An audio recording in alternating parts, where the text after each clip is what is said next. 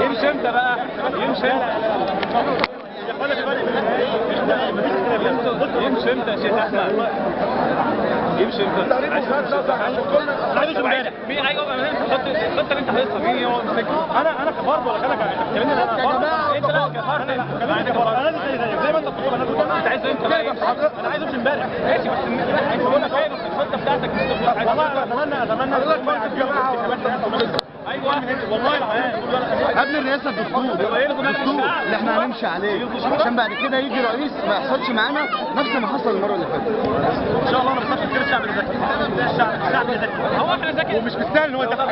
الاعلام بيضلل خلي بالك ها الاعلام بيضلل الشعب على قد ما هو فاهم على قد ما فيه 50% منه مش فاهم اي حاجه والدليل العباسيه وراس التين. لا العباسيه انا ما عنديش اي اعتراض ان حد يطلع يقول بس لما تشوف واحده بتتعرى ولا واحد بيموت محدش وتطلع تقول لي انا مش سيبك من اي انتماء سيبك من اي انتماء احنا كشعب الوطني شعب راجل والمنظر ده بيتقدس منه في اي حته 50% مننا بس.